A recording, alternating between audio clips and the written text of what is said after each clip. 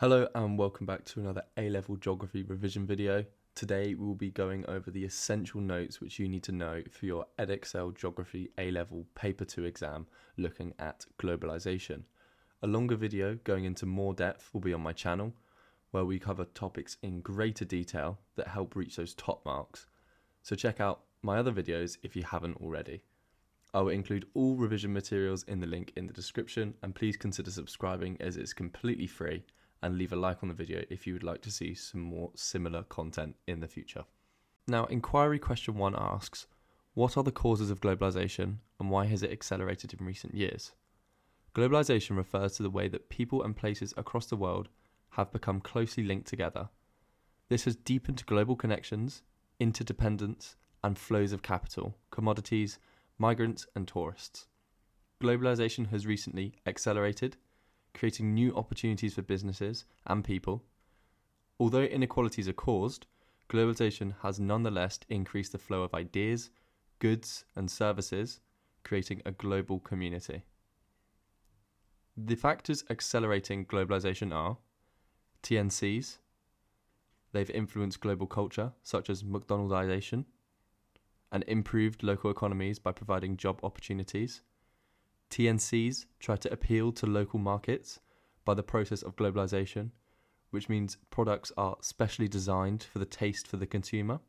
This is why McDonald's has produced the Maharaja Burger, or the Maharaja Mac in some cases, and Marvel has produced the Indian Spider-Man for Indian audiences.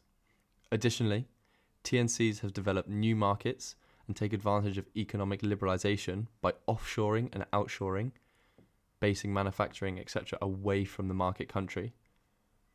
Transport and communications, improvements in mobile communications, internet, social media and fibre optics have allowed people to connect together from all over the world.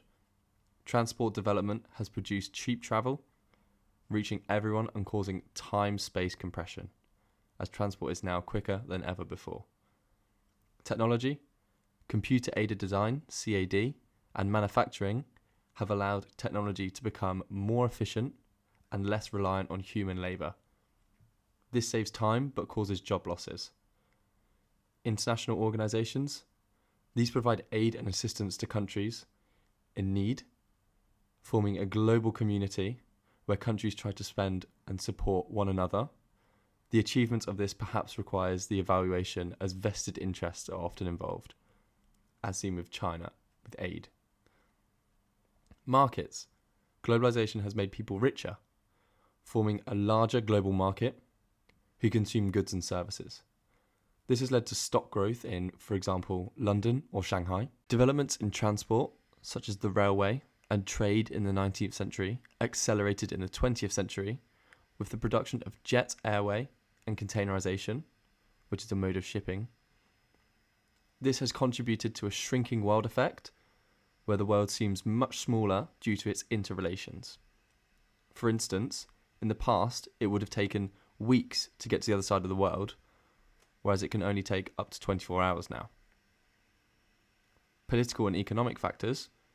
International and political economic organisations, such as the World Trade Organization and the IMF, which stands for International Monetary Fund, have contributed to globalisation by promoting free trade policies and foreign direct investment.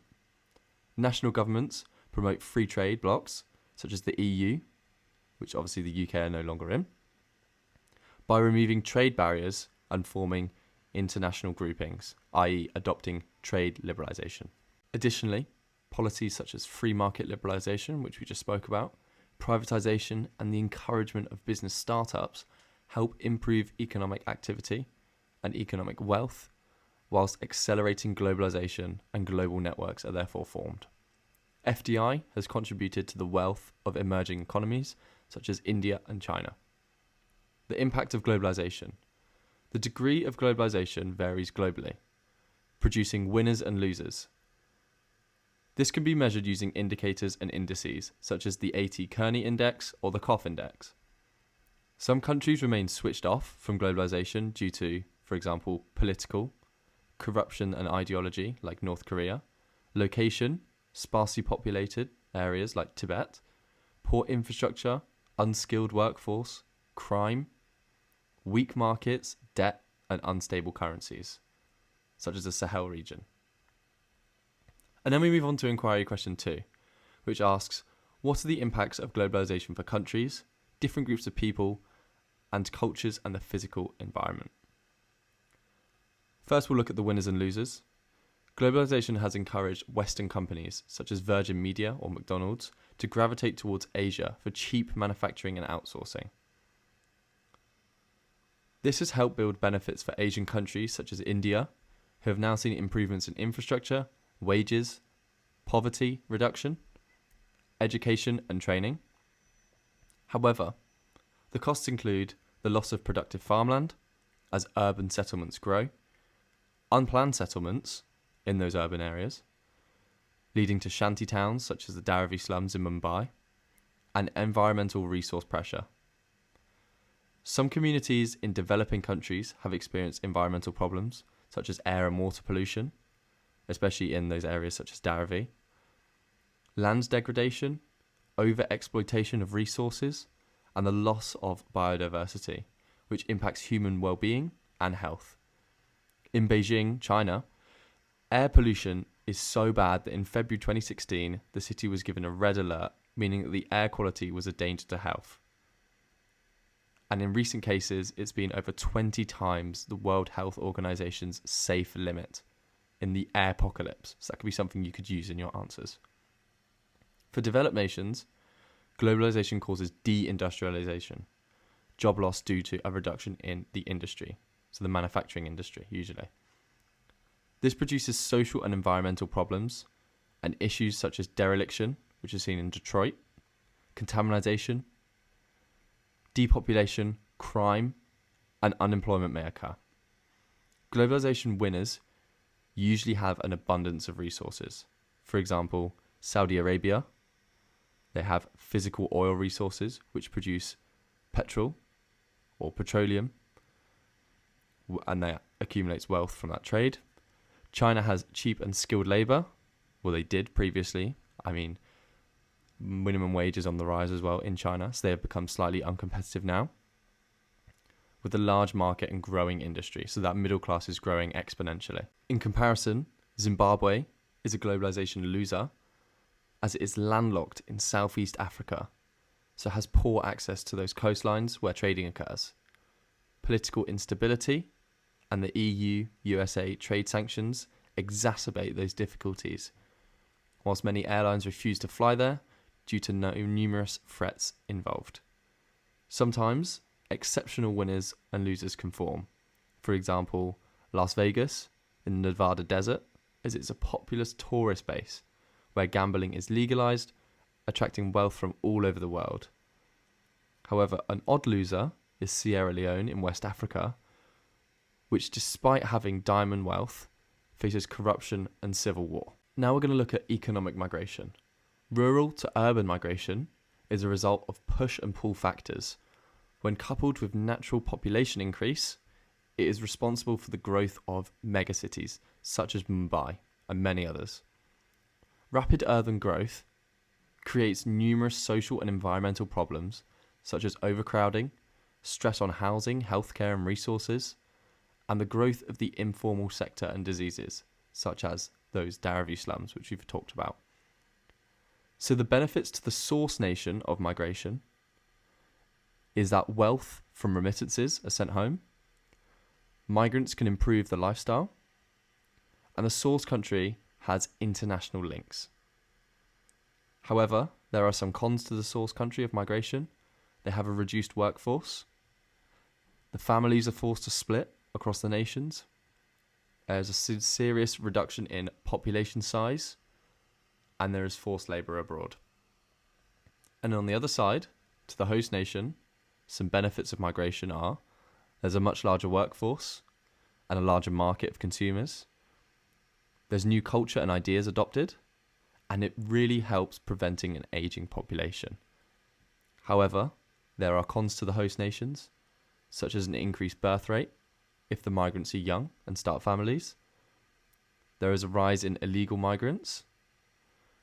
There is a rise in hate crime and racism, and there can be a stress on services due to an increase in population. Now, the Essesntial model of migration transition claims that as a country develops, the type of migration actually changes. In more developed states, there is a rise in international migration, which increases global hub cities such as New York, and deepens that interdependence, such as elite migration. For example, Australia have a point system where they decide who enters the country, and I think the UK have adopted that as well since Brexit. There are large migrant flows from India to the UAE for construction, and the Philippines to Saudi Arabia as well. Now, looking at westernization, globalization causes cultural diffusion as TNCs, migration, media and tourism spreads the ideas and cultures of the Western nations. The increasing spread of Western ideology, such as capitalism, fast food and Hollywood, for example, erodes global diversity, so it takes over the culture in different nations. Some locations face the loss of traditional food, music, clothes and social benefits and languages. There has been a reduction in the tribal lifestyle in Papua New Guinea and the stewardship benefits impacting the natural world and how they perceive the environment around them and how they take care of their environment. Globalization issues have created anti-globalization groups and views, and has also created special opportunities such as the Paralympics. So there are some benefits and some drawbacks, and usually this will come up in one of your questions. Then we move on to inquiry question 3, which asks, what are the consequences of globalization for global development and the physical environment, and how should different players respond to this challenge? Globalization has led to economic growth for some countries while widening the development gap, producing disparities in environmental quality, wealth distribution and social well-being. Some economic measures of development are income per capita, GDP, known as gross domestic product, the economic sector balance, but these are often affected by anomalous data values which can make a country seem richer or more poor than others. Social development measures include the Composite Human Development Index, Gender Inequality Index, or GII, or HDI for Human Development Index, and environmental quality. These measures take into account factors useful for every day without primarily focusing on wealth. The Social Progress Index takes into account both economic and social factors. Global trends tend to indicate a widening income inequality, measured by the Gini coefficient, which reinforces the theory that globalization has produced winners and losers throughout the world. According to the Kuznets curve, which I'm not sure you'll have to quote in the exam, but I would learn it anyway, as economic development increases, environment management improves. Perhaps this is why developed nations such as the UK are more conscious about their environmental impacts. For example, there are regulations on carbon emissions, such as the carbon tax or pollution permit schemes, and taxations. As globalization continues to occur, more nations will become wealthier, thus becoming more aware of the environmental footprints that they have. Social, political, and environmental tensions. Open door policies, such as the EU, deregulation, and FDI has created culturally diverse societies, but also causes racial and ethnic tensions. There has been a rise in extremism in Europe and transboundary water conflicts, especially surrounding the Euphrates. There was great social tension between the African immigrants and the Spaniards, heightening between 1991 and 2002, when 2 million were forced to flee their homes in Sierra Leone because of a civil war. Censorship, such as in China with the Tiananmen Square massacre and North Korea, has limited the spread of globalization within regions. Here, the government has greatest control as they restrict what can be viewed by the public. Reports claim that China pressurized Google to remove search results sensitive to issues surrounding human rights and freedom, obviously the Tiananmen Square massacre, which we talked about. Under a business as usual future, tensions could stem from environmental concerns as sources become scarcer and key players compete for them. Currently, political and social tensions are greatest, but an environmental element is likely to come into play in the near future. Some groups, usually political, try to regain their cultural identity and physical resources, such as the First Nations in Canada and UKIP in the UK. Unsustainability and awareness. One response to globalisation is to promote local sourcing, which encourages sustainability. This is done by local groups and NGOs. Although locally sourced products reduce the cost, food miles and pollution while providing employment, it is nonetheless restrict the types of products available for those consumers in that region. Schemes such as Fair Trade and the Rainforest Alliance reduce environmental degradation, poor working conditions and the global trade inequalities, allowing larger market to contribute to globalisation. Benefits of these schemes seem to outweigh the costs. However, there are underlying issues such as debt, especially in developing nations, pressure to produce, and food insecurity, as cash crops are favoured rather than individual food resources. And then finally, recycling manages resource consumption and ecological footprints, but its effectiveness varies globally from nation to nation. It's probably more effective in developed nations rather than developing nations. Whilst places like Cabrita in Brazil have a strong recycling scheme, other places such as India have yet to develop those systems, hence all the rubbish in the rivers in Dharavi. If implemented on a global scale, the rewards could be monumental for a sustainable future. That is the end of our Edexcel Geography A-Level Globalisation Essential Notes for your exam. Please subscribe as it's completely free and check out some of my other videos which may help you in your exams. Leave a like if you'd like to see more similar content on the other topics in the future. Thank you.